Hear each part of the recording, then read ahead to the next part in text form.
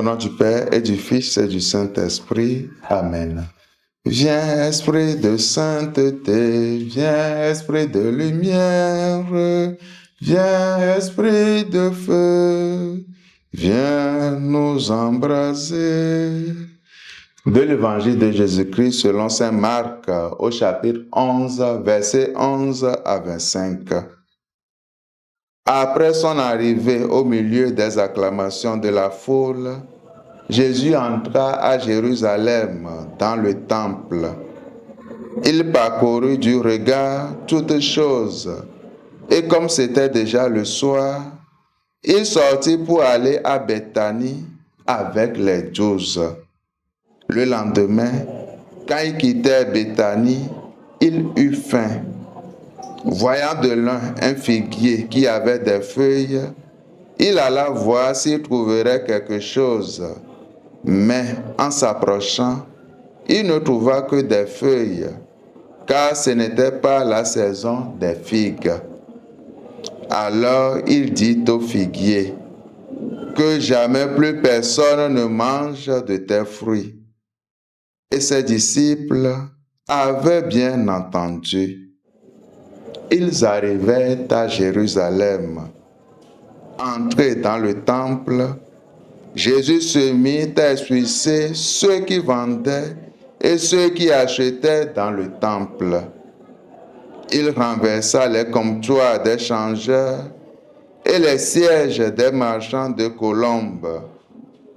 Il ne laissait personne transporter quoi que ce soit à travers le temple. Il enseignait et déclarait aux gens, « L'Écriture ne dit-elle pas, « Ma maison sera appelée maison de prière pour toutes les nations » Or vous en avez fait une caverne de bandits. Apprenant cela, les grands prêtres et les scribes cherchaient comment le faire périr.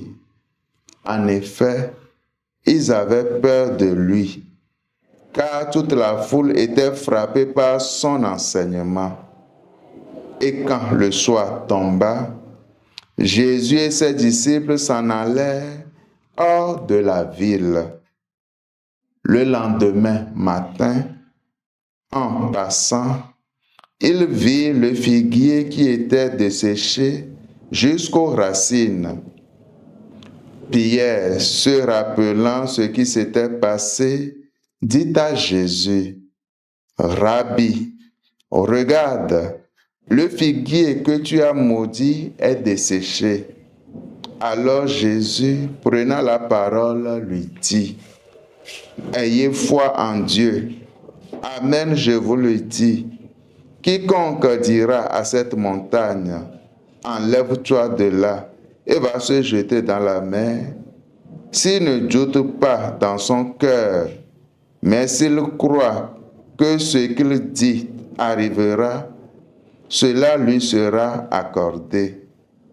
C'est pourquoi je vous dis, tout ce que vous demanderez dans la prière, croyez que vous l'avez obtenu, et cela vous sera accordé. Et quand vous vous tenez en prière, si vous avez quelque chose contre quelqu'un, pardonnez, afin que votre Père qui est aux cieux vous pardonne aussi vos fautes. Acclamons la parole de Dieu. Louange à toi, Seigneur Jésus. Bien-aimés dans le Seigneur, certains pensent qu'en donnant de l'argent ou des dons à l'Église, ils sont de bons chrétiens. Certes, aider au fonctionnement de l'Église est une bonne chose.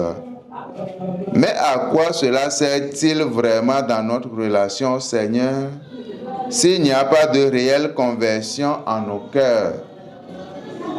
Ne sommes-nous pas alors semblables au figuier qui a de belles feuilles, mais pas de fruits?